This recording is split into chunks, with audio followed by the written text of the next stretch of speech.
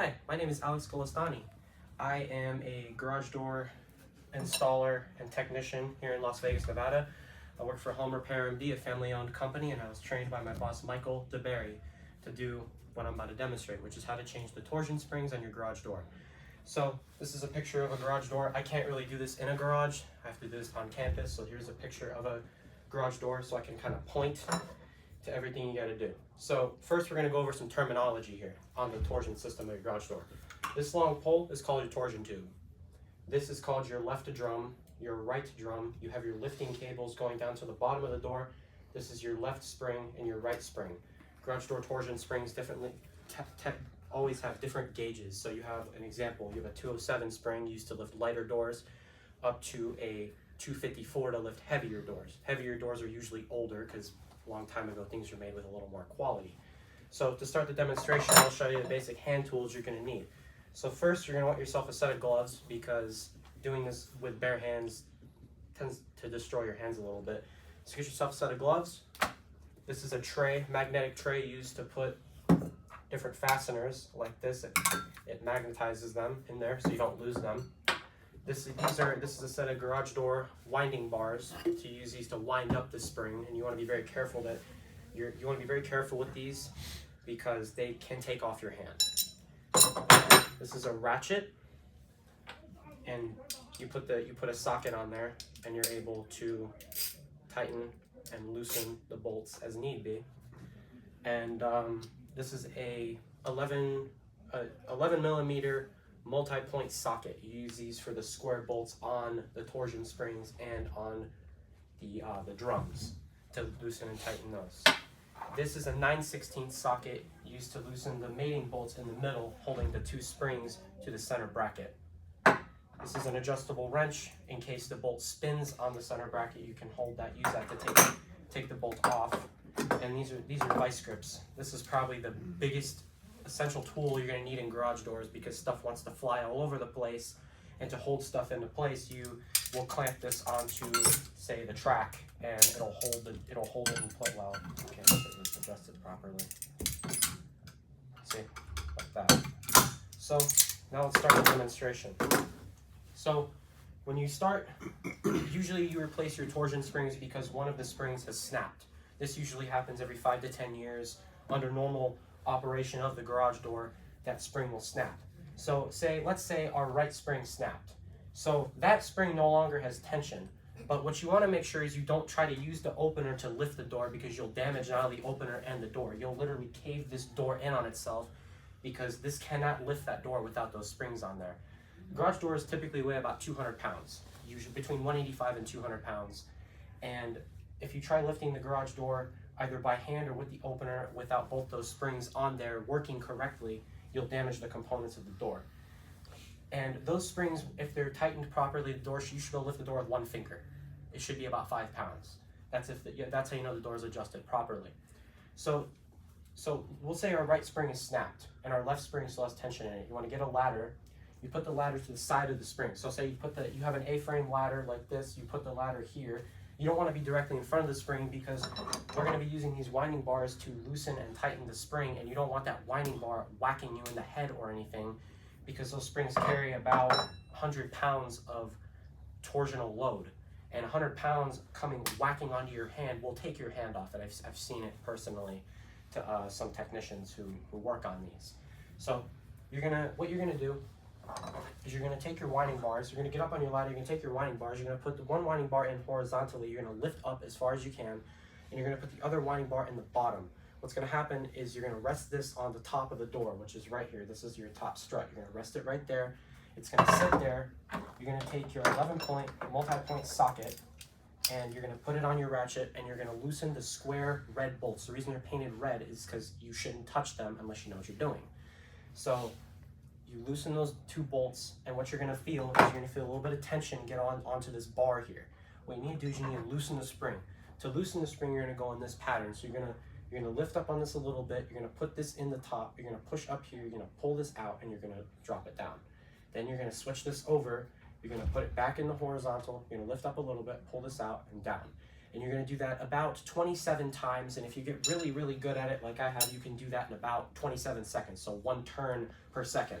So you're going to let out the remaining amount of tension, and do not try pulling these out while there's still tension in that spring. You will get hurt.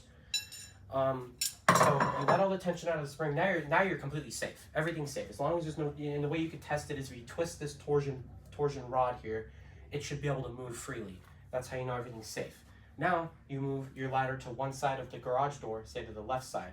We need to loosen that drum now. You're going to take your 11-point multi-point socket here, and you're going to loosen the 2 red square bolts on your drum. You're going to loosen those bolts up top and bottom. That drum should now spin freely from the torsion tube. You're going to take the cable off. Make sure you set it somewhere so it doesn't fall all the way down, because if the cable falls all the way down, you got to now restring that cable back up, which takes about 20 to 30 minutes. So you're going to make sure that cable doesn't fall down. You're going to slide that drum to the side. Now we're going to move to the middle, and we're going to use a 9/16 socket on our ratchet with a wrench on the other side, and we're going to loosen these 2 bolts in the middle. They're 9/16. So you're going to put this on the one side and this on the other side. You're going to loosen it up on the bottom and on the top. Set those bolts in your red tray here. And usually you put that on top of your A-frame ladder. Put that in there. You should be able to separate the 2 springs, and it'll want to fall out of the middle because it's an open little, the center bracket is like a C. So the tube will fall out.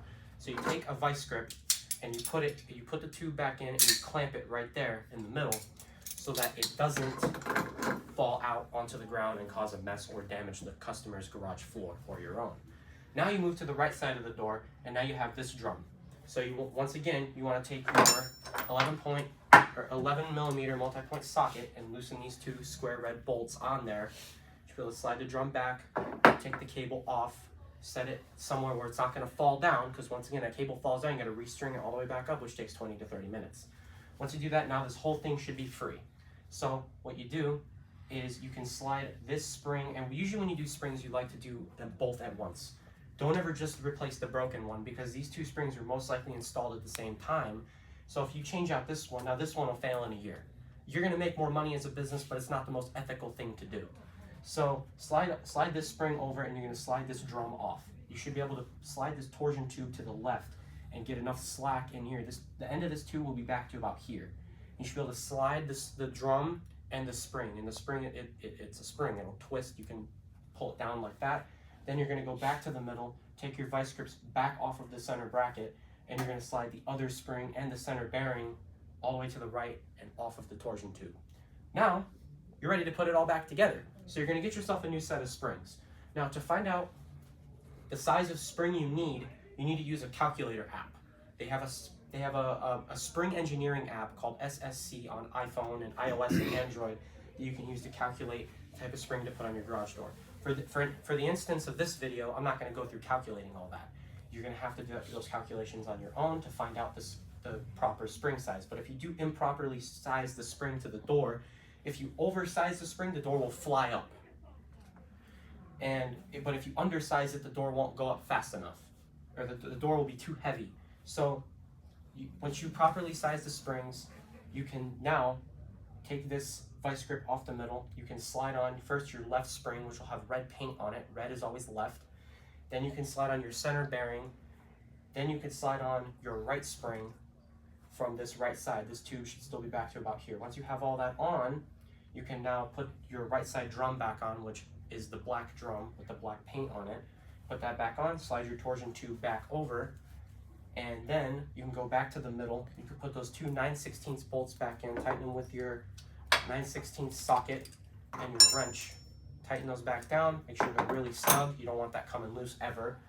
And then you can go back to the right side of the door, put the drum, make sure the drum is in place, put the cable on there, tighten up the cable, and then you can use your 11-point socket, multi-point socket, to tighten the drum back down.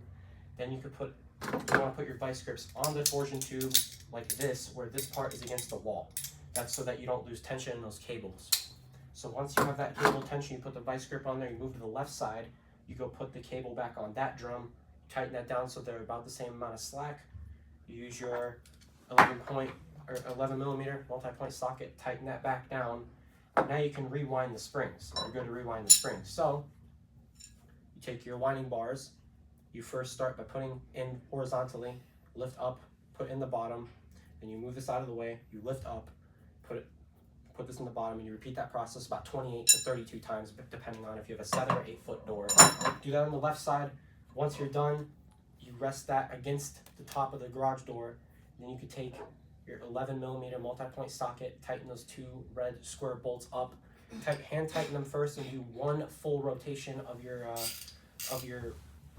socket here to make sure they're tight. Do that on the other side.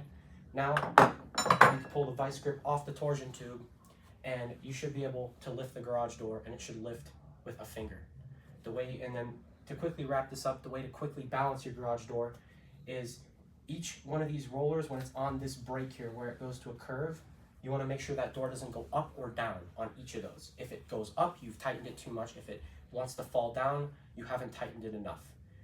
That is how you change the torsion springs on your garage door. Have a great day. Oh my God.